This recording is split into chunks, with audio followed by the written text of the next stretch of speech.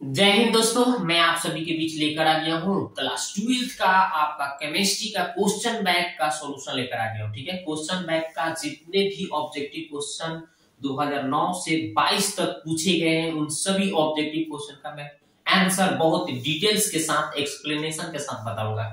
तो वीडियो को शुरू से अंत तक जरूर देखिएगा। तो चलिए स्टार्ट करते हैं। देखिए, पहला क्वेश्चन पूछा गया है जो काफी इंपॉर्टेंट है, बार बार ये क्वेश्चन पूछे गए हैं कि निम्नलिखित में किसके लिए हिमांक का अवनमन अधिकतम होगा। हिमांक का अवनमन अधिकतम होगा तो याद रखिएगा K2SO4।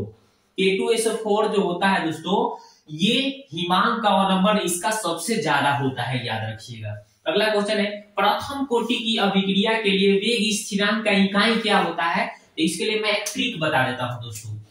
एक ट्रिक होता है मोल लीटर पर लीटर के power 1 minus n second inverse 1। ठीक है, ये इसका ट्रिक है। ठीक है, जहां n का मान हमें क्या ले सकते हैं, n का मान ले सकते हैं 0, 1, 2, 3 डॉट डॉट जितना निकालना हो। ठीक है, ये आप यहां पे ले सकते हैं, राइट। तो मेरे को यहां पे बोला गया है प्रथम कोटि। यहाँ पे देखिए शून्य लीजिएगा, अगर n का मान यहाँ पे शून्य भरिएगा तो शून्य कोटि का निकल जाएगा, 1 भरिएगा तो प्रथम कोटि का, और 2 भरिएगा तो सेकेंड कोटि का, द्वितीय कोटि का, और 3 भरिएगा तो तृतीय कोटि का। तो 0 शून्य कोटि, 1 प्रथम कोटि, और 2 भरिएगा तो द्वितीय कोटि। ये 3 ही क्वेश्चन आते हैं, इससे ज्यादा नहीं आता। तो चलिए हम पहले शून्य कोटि की बता देते हैं। शून्य कोटि की अगर बोलते हैं, लेकिन हमें यहाँ पे प्रथम कोटि बोला है, प्रथम कोटि यानी 1 भरना पड़ेगा। तो चलिए हम 1 भर के ही देख लेते हैं कि कौन सा इसका उत्तर हो जाएगा। मोल लीटर पर, उसके बाद में 1 माइनस n के स्थान पे 1 भरना है, और यहाँ पे समय इनवर्स। तो मोल लीटर इनवर्स, और यहाँ पे क्या हो जाएगा दोस्तों, यहाँ पे देखिए 1 में से 1 घटा तो क्या हो गया 0, और ये सेकेंड इनवर्स। तो आप बताइए, किसी चीज का पावर 0, किसी भी चीज का पावर 0 का मतलब होता है 1, तो इसका मान तो 1 हो जाएगा, और यहाँ पे बच गया सेकेंड इनवर्स। तो कितना आ गया, सेकेंड इनवर्स आ रहा है। ठीक है, तो second inverse option number A इसका उत्तर हो गया प्रथम कोटि के लिए। ठीक है, अगर शून्य कोटि का कोई पूछता तो कैसे बनाते, अगर शून्य कोटि का कोई पूछता तो, चाहे द्वितीय कोटि का पूछता तो, जैसे मान लो मैं शून्य कोटि का बना के दिखा रहा हूं आपको, जहां पे n का मान आप देख ही लेते 0, 1, 2, 3 ऐसे था। तो अगर हम शून्य कोटि की बनाते हैं तो देखिए मोल लीटर इनवर्स शून्य कोटि का, तो यहाँ पे हम n के स्थान पे 0 भर देंगे। ठीक है, तो कितना आ जाएगा, देखिए मोल ये लीटर इनवर्स, यहाँ पे देखिए 1 में से 0 घटा तो क्या आएगा 1, इतना हो गया। तो यहाँ पे हो जाएगा मोल, ठीक है, मोल लीटर इनवर्स कितना सेकेंड इनवर्स, इतना हो जाएगा। तो mole litre inverse second inverse ये शून्य कोटि के लिए हो जाएगा। किसी चीज का भी पावर इतना हुआ तो उतना ही लिख देते हैं। तो mole litre inverse second inverse, mole litre inverse second inverse, ये जो है दोस्तों ये शून्य कोटि के लिए है, ये शून्य कोटि के लिए है। अगर पूछता है कि शून्य कोटि का बताओ तो ये इसका उत्तर हो जाएगा। ठीक है, और द्वितीय कोटि का होगा तो यहाँ पे 2 भर के बना देते 2, तो 2 में से 1 गया, 1 में से 2 घटेगा तो माइनस, अब माइनस से इसमें गुना कराएंगे। ठीक है, तो माइनस से जब गुना कराएंगे तो देखिए -1 में -1 से तो ये प्लस हो जाएगा, इसमें यहाँ पे माइनस लग जाएगा। ठीक है, तो इसका आंसर ये हो जाएगा mole inverse litre second inverse. ये किसके लिए हो जाएगा, तो ये हो जाएगा द्वितीय कोटि का। ठीक है, तो इतना अगर होगा तो ये हो जाएगा किसका, तो इसमें से, हाँ इसमें देखिए ये वाला है, तो ये वाला हो जाएगा कौन सा, ये वाला जो ऑप्शन नंबर डी दिख रहा है, ये आपका द्वितीय कोटि का हो गया। ठीक है, तो ये आपका हो गया प्रथम कोटि का, है ना, ये प्रथम कोटि के लिए हो गया, ये आपका शून्य कोटि के लिए हो गया, और ये हो गया आपका द्वितीय कोटि के लिए। ठीक है, तो मैंने यहां से 3 क्वेश्चन बता दिया। ठीक है, लेकिन मेरे को प्रथम कोटि का पूछा गया था, तो यही तो ट्रिक आपको यही फॉलो कर लेना है। इसी ट्रिक से आप कैसा क्वेश्चन बना सकते हैं, यही आपका ट्रिक है, इस ट्रिक को याद रखिएगा। ठीक है, चलिए देखते हैं अगला क्वेश्चन। देखिए, तो अगला क्वेश्चन क्या है, तो हमारा इसका उत्तर तो समझ ही गए, ये वाला हो गया। ठीक है, चलिए अब नेक्स्ट क्वेश्चन, इसका उत्तर ये हो गया। अब देखिए ये H3PO3 है, क्या है, तो देखिए हम इसको क्या करेंगे, यहाँ पे P लिख देते हैं पहले, ठीक है। और यहाँ पे O3 को है तो पहले मैं डबल बॉन्ड ऑक्सीजन के साथ होता है ना, ये एक बार हम लिख दिए। उसके बाद ऑक्सीजन अभी 2 बचा है, तो हम क्या करते हैं, एक ऑक्सीजन यहाँ पे ले लेते हैं, एक ऑक्सीजन यहाँ पे ले लेते हैं, ठीक है। और हाइड्रोजन कितने, 3 ठो, तो एक इसके साथ आ गया, एक इसके साथ आ गया, और एक हाइड्रोजन बच गया, तो इसको ऐसे रहने दीजिए। तो यहाँ पे H प्लस आयन जो होगा ये ऑक्सीजन को डोनेट कर देगा, मतलब दे देगा। यहाँ पे H प्लस आयन जो होगा ये ऑक्सीजन को डोनेट करेगा, ठीक है, क्योंकि इसका -2 आयन रहते हैं, ठीक है ना। तो ये आसानी से इसको 1 दे देगा, ये भी अपना एक H प्लस आयन इसको आसानी से दे देगा। तो यहाँ पे OH जहां रहता है तो उसको भस्म कहा गया है। आप पढ़े होंगे 10th क्लास में कि जो OH माइनस देता है उसको भस्म बोला गया है, ठीक है। तो हमें यहाँ पे देखिए, यहाँ पे एक भस्म बन रहा है, यहाँ पे भी एक भस्म बन जा रहा है। यहाँ पे तो भस्म नहीं हो रहा है, यहाँ पे तो सिर्फ हाइड्रोजन है।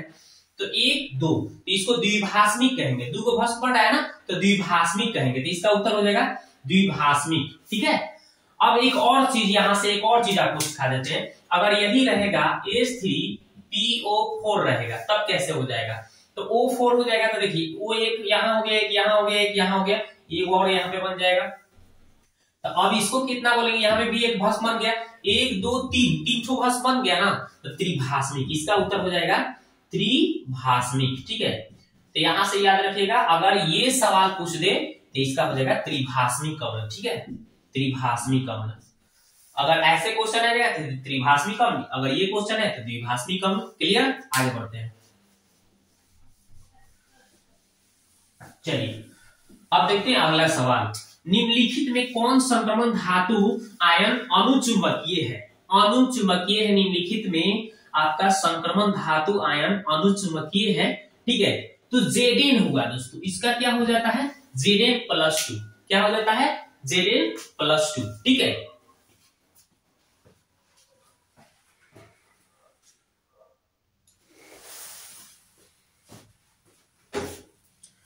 तो आप देखिए दोस्तों, क्वेश्चन नंबर हम लोग कितना 5 देखते हैं। अयस्क में उपस्थित अशुद्धियों को क्या कहते हैं, तो अयस्क में उपस्थित अशुद्धियों को गैंग कहते हैं। क्या कहते हैं, गैंग कहते हैं।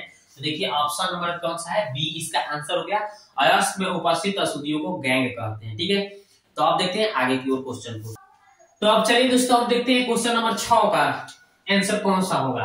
तो इसमें जो है दोस्तों बोला गया है, इस यौगिक में निकेल का ऑक्सीकरण संख्या NiCO4 में निकेल का ऑक्सीकरण संख्या निकालना है। तो देखिए कैसे निकालेंगे, तो देखिए लिखा है ना Ni का हमें निकालना है, निकेल मतलब ये Ni का निकालना है, तो Ni हम छोड़ दिए, ठीक है। प्लस ये 4 है और ये में देखिए CO है, तो CO 4 गुणे CO बराबर, यहाँ पे इस पर कोई चार्ज नहीं है तो इसको 0 लिख सकते हैं। अब देखिए ये Ni का तो हमें निकालना है, ये इसका जो होता है CO कोबाल्ट का जो होता है दोस्तों, इसका ऑक्सीकरण 0 होता है, तो बस 4 गुणे 0 कर लीजिए और यहाँ पे 0। अब इसका जो है, इसका आंसर हो जाएगा दोस्तों, ये 0 आ रहा है तो इस निकेल का आंसर हो गया 0, क्योंकि 0 का तो कोई वैल्यू नहीं, तो इसका आंसर हो गया दोस्तों ऑप्शन नंबर बी, इसका आंसर हो गया 0, ठीक है। आगे देखते हैं, निम्न में कौन सा दवा बुखार को कम करता है, तो बुखार को कम करने वाले दवाई याद रखना है एंटीपायरेटिक, एंटीपायरेटिक, एंटीपायरेटिक। कौन सा है, ऑप्शन नंबर सी हो जाएगा, एंटीपायरेटिक। बुखार को कौन कम करता है, एंटीपायरेटिक। ये एनाल्जेसिक जो है आपका, ये पहला वाला, ये दर्द निवारक होता है, ठीक है। और ये जो है ट्रैक्विलाइजर जो होता है, ये टेंशन के लिए इसको दवा को यूज किया जाता है ना। ये एंटीबायोटिक का आजकल सभी में दिया जाता है, हर चीज में एंटीबायोटिक दवाई लोग मिलाकर देता है, ठीक है। तो हमें बुखार को कम करने वाला देखना था, तो एंटीपायरेटिक, ठीक है। ऑप्शन नंबर सी इसका राइट आंसर हो गया।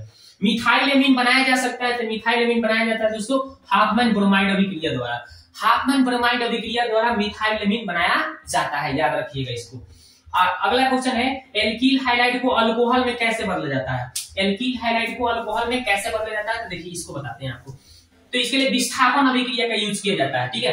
एल्कील हाइलाइड को, ठीक है, एल्कील हाइलाइड को क्या किया जाता है, एल्कील हाइलाइड को अल्कोहल में कैसे बदला जाता है, तो याद रखिएगा सब्स्टिट्यूशन यानी विस्थापन अभिक्रिया द्वारा बदला जाता है।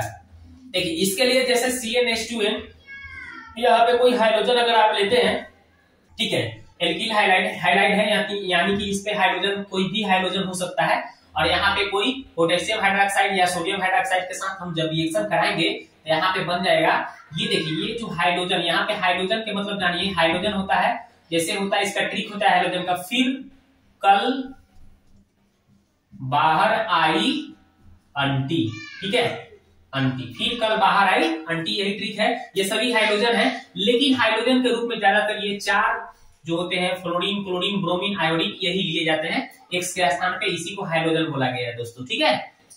तो हाइड्रोजन समझ गए कि हाइड्रोजन कौन होता है। ये हाइड्रोजन जब मिलता है ना एल्कीन के साथ, तो ये हो जाता है एल्किल हाइलाइड। ये हो गया एल्किल हाइलाइड हो गया, ठीक है। CnH2n एल्कीन का सूत्र है, इसके साथ हाइड्रोजन मिल गया तो एल्किल हाइलाइड कहलाएगा।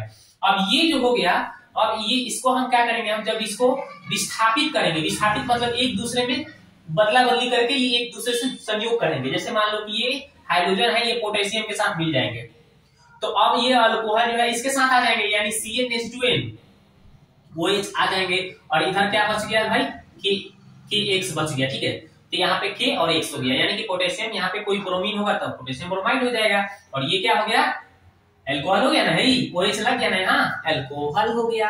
तो बस हमें एल्कोहल बनाना था, तो इसके लिए कौन सा विस्थापन अभिक्रिया का यूज किया है, एक दूसरे से विस्थापित हुआ तब जाके एल्कोहल हाइलाइट बना, ठीक है। तो विस्थापन अभिक्रिया आपको याद रखना है। अगला क्वेश्चन देखते हैं दोस्तों, अगला क्वेश्चन क्या है। हाँ, ये लास्ट क्वेश्चन है, इसने 10 ही क्वेश्चन पूछा था 2009 में। तो देखिए 10वां क्वेश्चन ऑब्जेक्टिव में पूछा है कि कैप्रोलैक्टम मोनोमर है, कैप्रोलैक्टम मोनोमर जो दोस्तों जहां क्वेश्चन आया बस नाइलम 6, क्या याद रखना है, नाइलम 6 जो होता है कैप्रोलैक्टम मोनोमर है, ठीक है। तो बस इसमें 2009 में 10 ही क्वेश्चन था, तो 10 क्वेश्चन का मैंने सोल्यूशन अच्छी तरह से बताया। वीडियो कैसा लगा, हमको लगता है कि आपको यहीं पे याद हो गया होगा, एक बार में नहीं, अगर एक बार और देखिएगा तो आपको पूरा याद हो जाएगा, यहाँ से क्वेश्चन आप छोड़ नहीं सकते हैं। तो पहली बार आया है तो चैनल को सब्सक्राइब कर दीजिए और बेल आइकन को घंटी के दबा दीजिए, ताकि इस तरह से अगला वीडियो भी आपको मिले। दोस्तों में शेयर करिए ताकि मैं इस तरह से अगला वीडियो भी आपके लिए बनाऊं। बस कुछ ही दिन एग्जाम में बचे हैं, इतना दिनों में आपको मैं पूरा ऑब्जेक्टिव करा दूं, फिजिक्स का, मैथ का और आपका केमिस्ट्री का, तीनों का डर खत्म कर दूं, ठीक है।